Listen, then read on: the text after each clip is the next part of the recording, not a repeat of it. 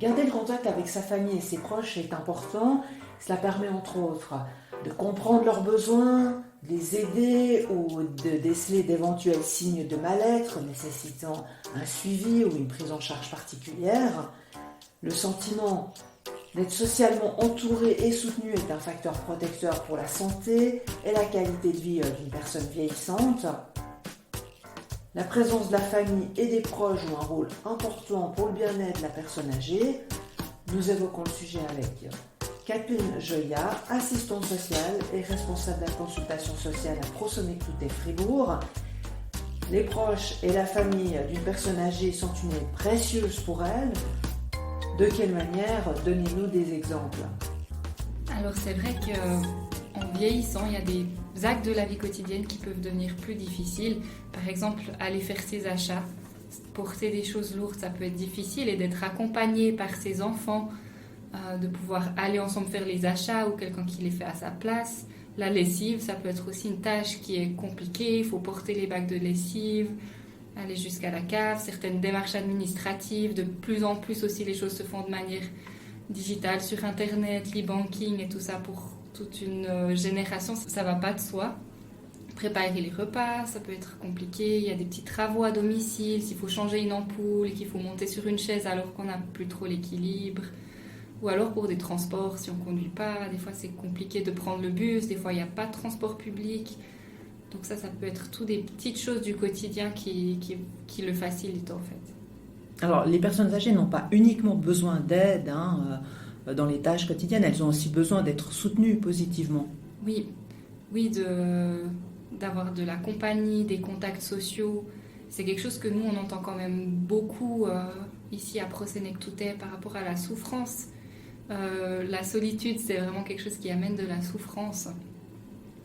Et puis, ça change aussi avec la retraite où on n'est pas dans la vie active, on n'a pas les collègues qu'on voit tous les jours, on est plus isolé. Et puis, c'est vrai que c'est important de pouvoir faire des activités, voir du monde. Mais ce que moi, je peux constater aussi, c'est que plus on est seul, plus c'est difficile d'aller à la rencontre des autres, plus c'est difficile de faire ce premier pas. Et pour ça, ça peut être aussi utile que les proches soutiennent pour aller entretenir des contacts sociaux. Par exemple, de prendre le téléphone pour inscrire la personne à une activité ou de faire la première activité ensemble, par exemple. Et puis, il y a aussi des fois l'aspect financier qui peut freiner parce que certaines activités sont payantes. Il y a des gens à la retraite qui ont moins de moyens qu'avant ou peu de moyens. Et c'est vrai que pour ça aussi, les proches ou l'entourage peuvent aider. Je sais que par exemple dans certaines familles, ils offrent un abonnement de cinéma comme cadeau de Noël, ce qui permet à la personne de sortir mais sans que ça grève son budget. Donc ça c'est aussi des choses, comment la famille ou l'entourage peut encourager les personnes à continuer à faire des activités, à maintenir le lien.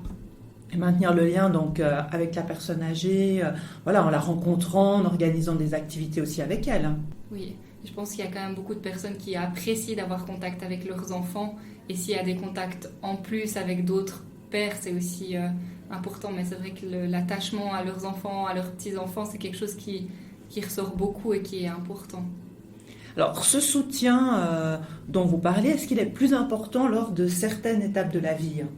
Si on pense peut-être au deuil, maladie, retraite. Les personnes âgées sont des êtres humains comme vous et moi. Et dans les moments difficiles, je crois qu'on a tous besoin de soutien.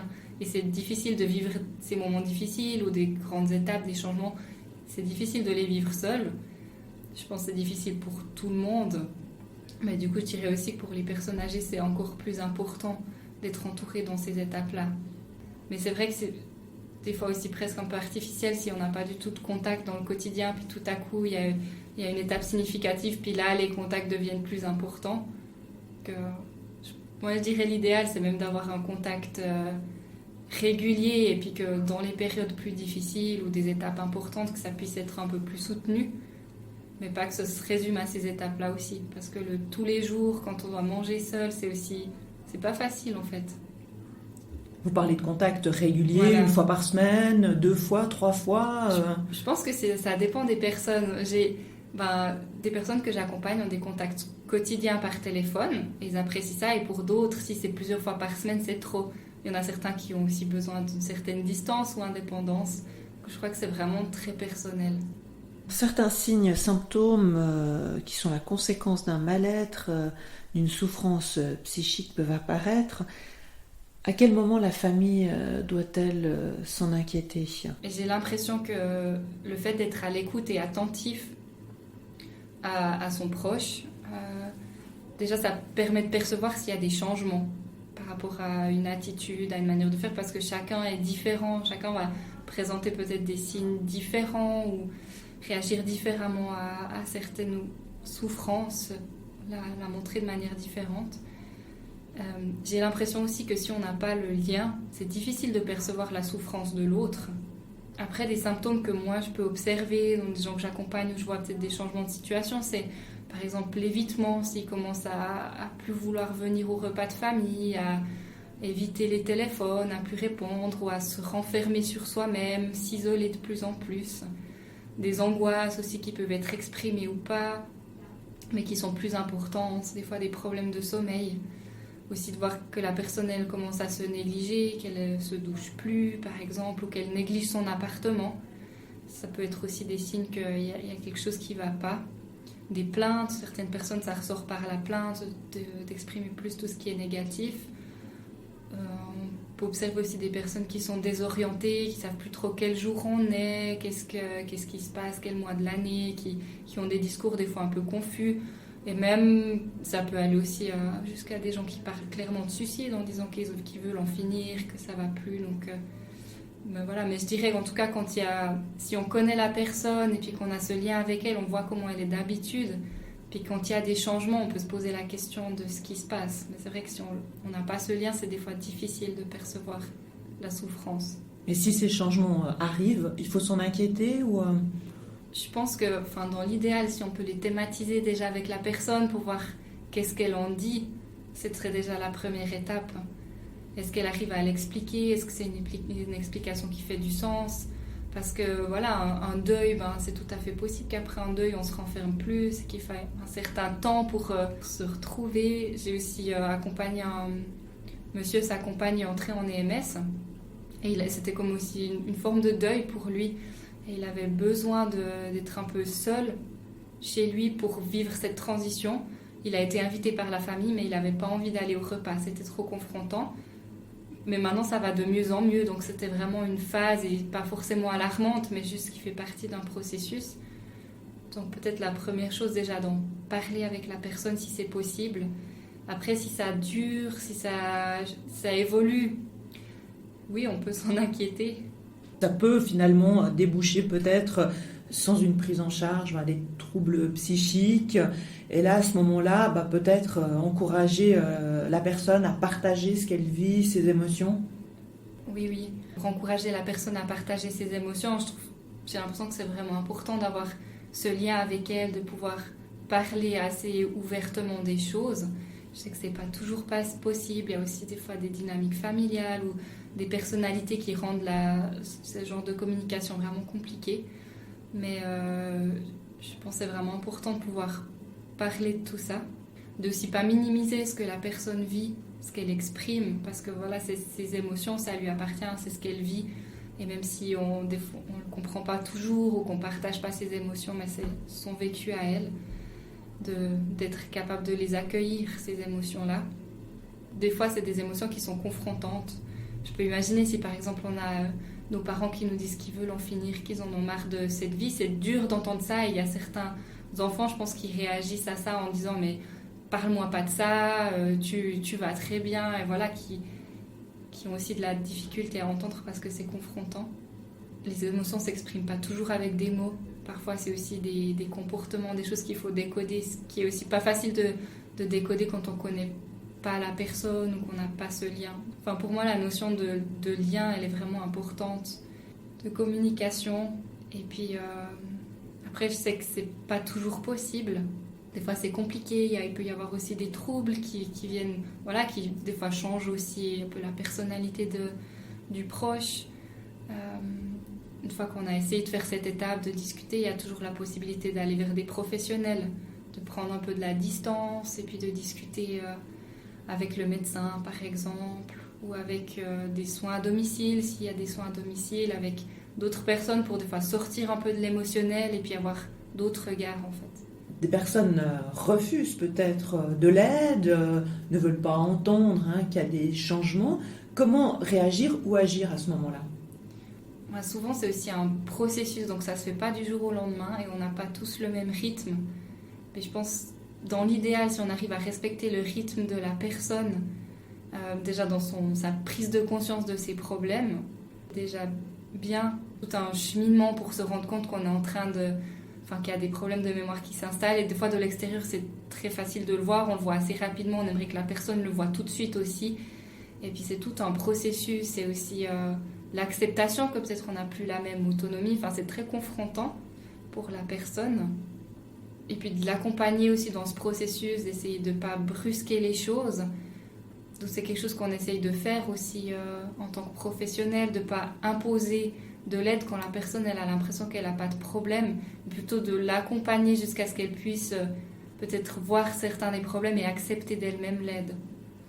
C'est pas toujours possible et dans certaines situations, il y a un peu la dernière solution qui existe, c'est de faire un signalement à la justice pour qu'ils fassent un examen de la situation et puis qu'ils mettent une mesure de protection en place. Comment alors aider une personne qui n'a pas de famille ou est isolée? Alors, il y a quand même beaucoup au niveau professionnel de choses qui existent, des associations, des fondations, des réseaux de soins, pour s'occuper de ce genre de situation. Les médecins, c'est souvent une bonne porte d'entrée parce que je pense quasiment tout le monde est suivi médicalement. Et puis, ça permet déjà d'avoir un avis sur la situation, sur l'état de santé et d'avoir des conseils, d'être redirigé vers certains partenaires. Les soins à domicile, c'est aussi toujours une bonne solution parce qu'ils passent régulièrement à la maison, donc ils se rendent aussi compte de la situation à domicile, de l'évolution de la situation, puis ils peuvent avoir un regard assez régulier, ce qui peut être aussi rassurant. Comme ça, la personne, on sait qu'elle n'est pas seule toute la semaine et qu'elle voit personne. Après, nous, à ProSenectouté, on fait aussi tout un accompagnement, plus au niveau administratif et financier. Mais il y a des personnes qu'on voit, par exemple, tous les mois pour les aider dans la gestion de leurs affaires administratives. Et puis, ça nous permet aussi de discuter de la situation avec eux, de voir comment ça va. C'est aussi souvent l'occasion de discuter de plein d'autres choses que les papiers, de discuter aussi des choses qui sont difficiles ou bien des joies. Et puis, c'est aussi l'occasion des fois de proposer des nouvelles choses, de proposer de mettre en place un service supplémentaire, des repas à domicile par exemple, ou un soutien pour les courses, d'essayer de sentir qu'est-ce que la personne elle a besoin et puis qu'est-ce qui existe pour répondre à son besoin. Donc nous on fait aussi beaucoup ça, d'orienter vers les différents services pour le maintien à domicile. On est dans ses parents en perte d'autonomie, c'est aussi une manière de les maintenir à domicile. Oui, il y a vraiment beaucoup de choses qui peuvent être mises en place avant les EMS. Je pense, c'est assez rare qu'on entende des gens qui viennent en disant je veux entrer en EMS. La plupart ils aimeraient rester le plus longtemps possible à domicile. Et puis s'ils ont des aides, des fois pour des petites choses du quotidien, ça permet de rester à la maison le plus longtemps possible. Et il existe beaucoup de choses, des fois c'est pas mis en place aussi juste par méconnaissance. Alors les attentes et les besoins des uns et des autres ne se rencontrent pas toujours. La personne âgée peut avoir des attentes et des besoins auxquels l'entourage ne peut pas répondre et vice-versa. Comment faire dans cette situation ? Je pense que c'est comme dans toute relation humaine, on a chacun des attentes qu'on projette les uns sur les autres et puis qui ne sont pas toujours réalistes. Il n'y a pas vraiment de recette qu'on peut appliquer à toute situation, mais je pense déjà là où on peut avoir un impact, c'est sur ses propres attentes à soi, donc c'est déjà d'en prendre conscience, de pouvoir les exprimer peut-être aux proches. Et puis de prendre du recul aussi par rapport à ses attentes. Est-ce qu'elles sont justifiées? Essayer de les déconstruire, de voir d'où ça vient ces attentes. Pas forcément attendre que l'autre ait les mêmes attentes, être ouvert à d'autres avis, être prêt à se remettre en question, à trouver un compromis. Bien sûr, c'est plus facile si dans les deux côtés de la relation, chacun est prêt à faire ce travail-là de réfléchir à ses propres attentes. C'est pas toujours possible, c'est compliqué. Il y a des possibilités, par exemple, de faire de la médiation, si vraiment ça devient trop compliqué de communiquer et d'ajuster ses attentes. Après, il faut là de nouveau que les deux parties le veuillent. c'est aussi possible pour soi-même de trouver un soutien psychologique. Pour certaines personnes, c'est tellement difficile à vivre comme situation qu'on a besoin aussi juste pour soi de se faire aider, de se faire soutenir. Après, ça peut être aussi parfois bénéfique de faire intervenir des tiers.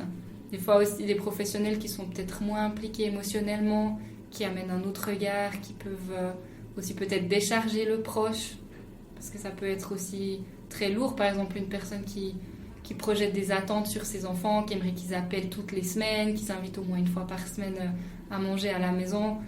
Enfin voilà, il y a des situations professionnelles, des situations de vie qui fait que beaucoup de proches sont encore dans la vie active et c'est difficile de s'occuper des personnes vieillissantes. On n'a pas toujours le temps. Et des fois, de pouvoir s'entourer de professionnels qui ont une autre approche, ça peut aussi peut-être réduire un peu la tension.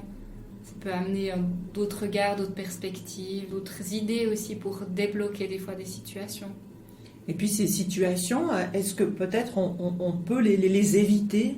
J'ai l'impression que ça fonctionne toujours mieux si on peut communiquer, si on peut parler des choses ouvertement, si on peut poser les choses et s'il y a de l'écoute mutuelle, mais c'est pas toujours le cas. Et puis même si on se prend des années à l'avance, je crois qu'il y a aussi des personnalités, des parcours de vie qui font que, ou des histoires familiales aussi des fois qui font que c'est juste pas possible de communiquer. Mais c'est vrai que dans l'idéal, si c'est possible et quand ça se fait, en tout cas quand on observe des familles où ça se fait, où ils ont pu discuter de ce qu'ils voulaient, où ils peuvent aussi...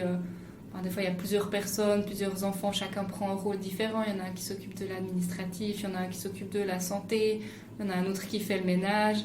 Toutes ces choses-là, c'est tout un réseau qui se mobilise et ça fonctionne bien, mais parce qu'ils ont pu s'organiser, ils ont pu discuter ensemble, ça ne repose pas tous sur la même personne.